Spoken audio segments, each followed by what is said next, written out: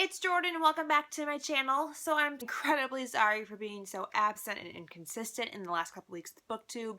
However, this is also why this wrap up is so freaking late. I had all my final projects due the last week of April and then I had all my finals the first week of May. So I really had no time to fit in filming a wrap up. Plus I'm really bad at time management skills and I'm super prone to procrastination, so it didn't happen. But I'm here now to tell you what I read in April. So I read a total of 7 things, and I did a lot better than I thought I did. When I was counting up the books that I read, I was a little shocked to see how much I actually read, but somehow I made time for reading. I don't know, I probably should have been doing schoolwork when I was reading, but it's in the past now, so we can move on. So let's go ahead and check in with my April TBR and see how I did.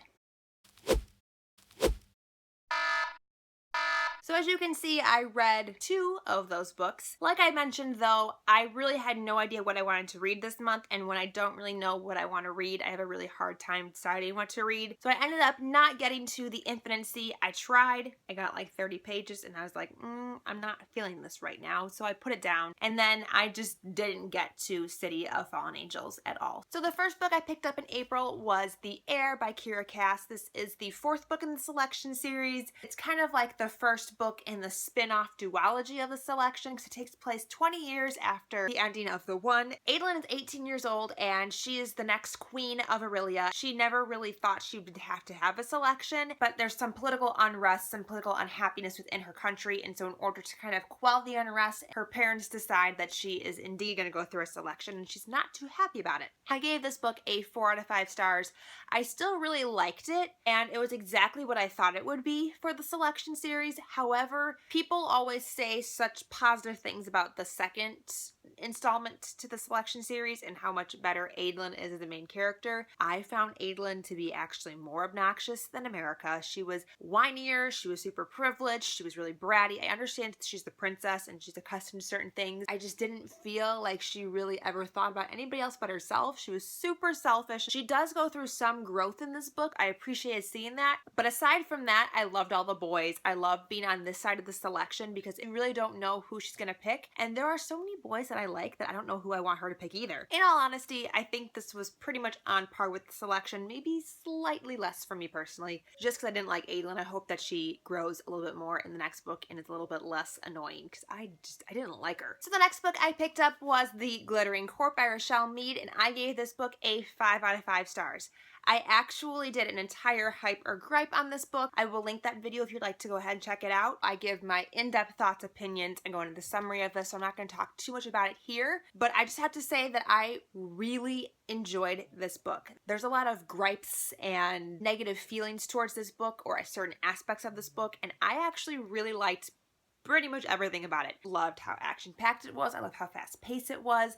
I loved the characters and the world and the setting, and I just loved everything about it. I really didn't have a problem with the pacing of it or the world building of it or lack thereof or whatever. I really just purely enjoyed it so much that I couldn't give it less than 5 stars. And the next book I picked up, I had seen Meagan from Meagan Precourt and Hope from Hope Ortego talking about this book all over Twitter and Goodreads, and I was like, I must read it now. You have convinced me. And that was November 9 by Colleen Hoover, and I gave this book a 5 out of 5 stars. I freaking adored everything about this. I loved Ben so much. He is the most adorable, perfect little cinnamon roll cupcake that I could have ever dreamed of.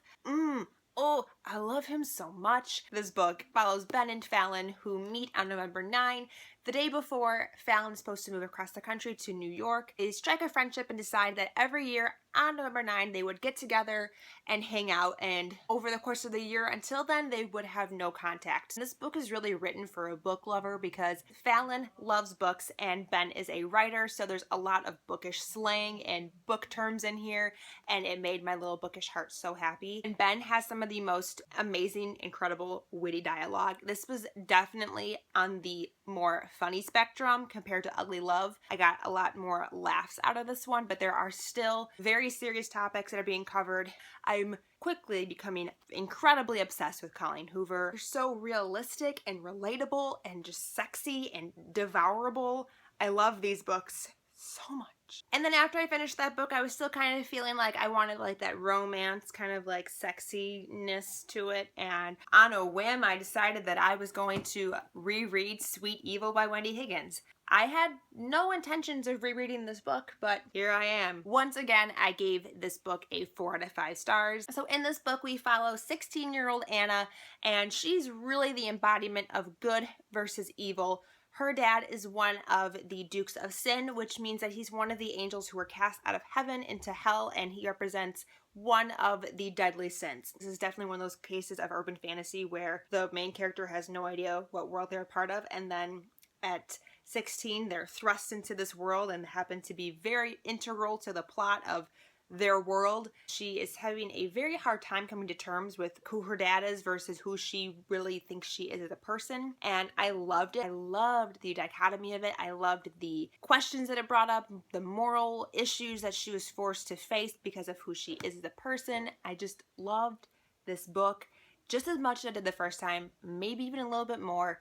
And Kaiden Rowe. There has never been a fictional boy that I've read about that is more accurately my type. If he was a real person, yes. I just love him so much. He's so swoon-worthy, and he's like a bad boy, but you can tell that he's a bad boy because of his circumstances, and maybe if he was raised in a different type of family, he wouldn't have turned out that way. I mean, he's tied with Rowan, and if you've watched my videos, you know how much I am in love with Rowan from Throne of Glass.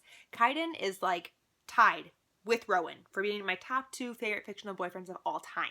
That is how much I love Kaiden. But aside from the fact that I'm obsessed with Kaiden, this is actually a really great series. So I did reread this in preparation of reading Sweet Peril, which is the second book, and I gave this one 4 out of 5 stars. And then I also read the finale, Sweet Reckoning, which I gave 5 out of 5 stars. So I read the 3 main books in the Sweet series this month. This is one of my favorite trilogies of all time. I mean, it ranks up there with like The Infernal Devices and Harry Potter and Throne of Glass. That is how much I love this series. Don't let these hideous, disgustingly ugly covers fool you. It's not super well written or like a literary genius. I love the message, moral code, and what am I trying to say? Lessons it's trying to teach, what she's trying to achieve with the series. I loved it so much. Plus, like I mentioned, there was Kaiden. I love the growth that these characters go through and how much they change across the series and who they become. I plan to do an entire, more coherent review on this series once I finish Sweet Temptation, which is the 4th book from Kaiden's perspective. So while I was binge reading the Sweet trilogy, I was listening to an audiobook. I listened to Carry On by Rainbow Rowell, and I gave this a 3.5 out of 5 stars. I don't understand the obsession with this book. It was good, like, it was okay. I enjoyed it. I looked forward to picking it up, but it wasn't like mind-blowing. I just don't know if my expectations were too high or other people just hyped it up too much. This is about a boy named Simon who is pretty much the worst chosen one in history, and it's his job to defeat this world's version of like a Voldemort, because this is based on loosely like a Harry Potter type of retelling. I did really like Baz. He was my favorite character. I thought he was hysterical. I loved every chapter from Baz's point of view. I'm finding that for me, Rainbow Rowell is just not an author that I'm obsessed with like other people are. Like other people freaking love her books. I've read 3 now. Fangirl I did really relate to. But Carry On and Eleanor and Park, I was just like, I mean, they're fine, but they're not like life-changing. Also, because I listened to an audiobook, I did find that the narrator did not distinguish between Baz and Simon very well. Like their voices were almost identical, and when they had scenes together, I couldn't tell who was talking, and I had to listen to things over again. So in the end, I just kind of gave this book it was okay. So these were all the books that I had gotten to in April. I'm really proud of myself considering that I was in my last month of school and was super busy with schoolwork and projects. Tell me what you read in April. What was your favorite book? I would love to talk about it in the comments down below. Thank you guys so much for watching, and I will see you very soon. Bye!